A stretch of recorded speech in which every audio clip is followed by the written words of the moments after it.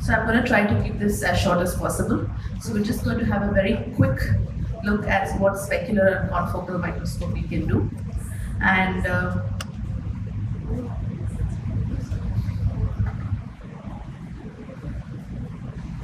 I do not own either of these machines, so I have absolutely no financial interest in them.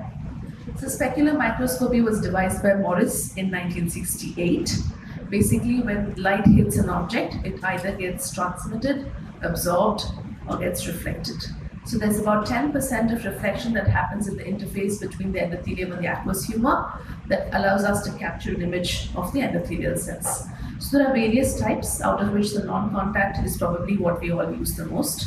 So to understand the numbers, we need to look at the number of cells per square millimeter, the variations in size, and the amount of cells that actually have a six-sided or a hexagonal shape, and the function. And to understand these are these four nomograms: CD or the cell density, the coefficient of variation, the 6A or the percentage of cells with six sides, and the function is determined by the central corneal thickness. So this is a normal patient where you expect to have an endothelial mosaic, small cells, uniform size, and approximately same size and shape, and at least around 60% of them having a six-sided.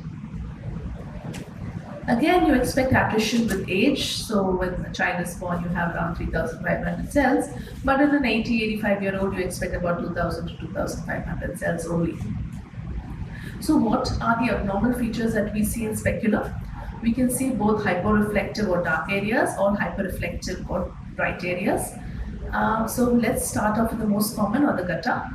The gutta are excrescence in the descemet membrane with the loss of endothelial cells there. Commonly seen in fused dystrophy. This is what we look for when we do a specular prior to cataract surgery. If you see them in the far periphery, they're called Hassel-Henle warts, which are seen in younger individuals. You can also see something like this, which are pseudogutta, or seen in contact lens users, especially ones who use high decay contact lenses and there's a low oxygen to the cornea. Or you see it in endotheliopathy following uveitis or glaucoma, or any situation where there's an active anterior segment inflammation. The difference is that there is no change to the descemet membrane here, and once you treat the offending cause, this will go away.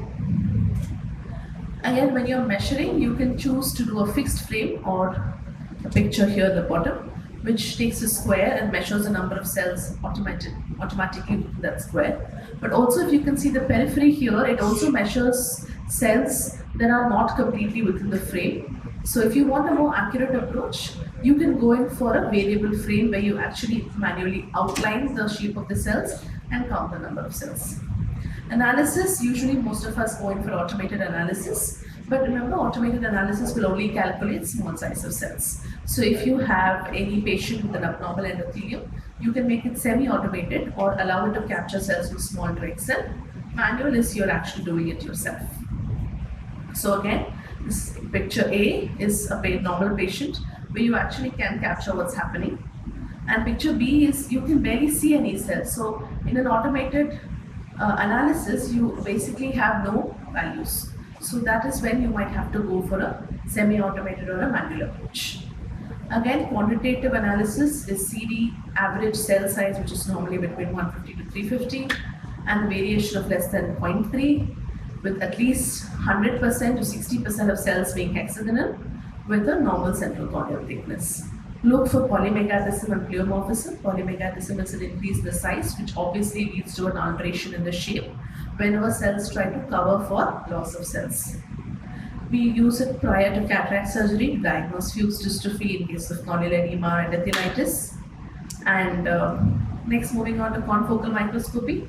Here, it's basically a living microscopy of the cornea, allowing us to see every section parallel to the surface.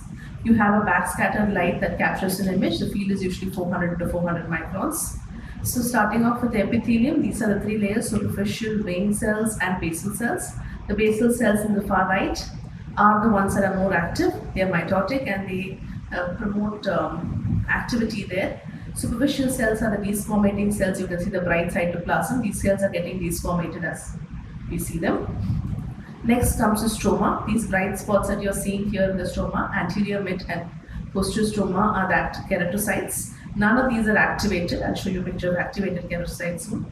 This line here is the corneal nerve. You see a few of them in the stroma, it's quite common. So if you have, I'm not going into endothelium here.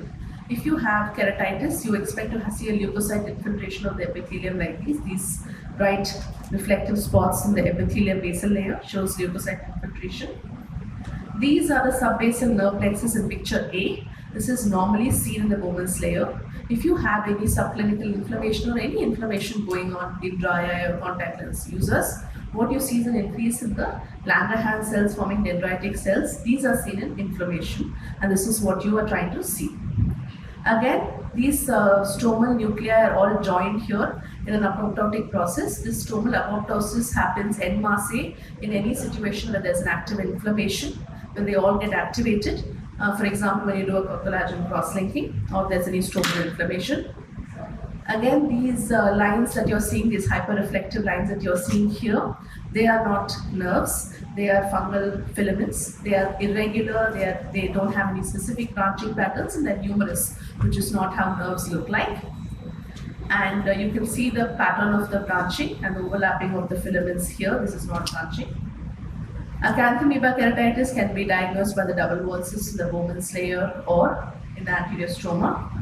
So again, you use it post-refractive surgery when you suspect some kind of inflammation in keratitis, dry eye, and limbal stem cell deficiency, because it can also differentiate between the conjunctival epithelium and the corneal epithelium. And thank you for your patient hearing. Thank you, Dr.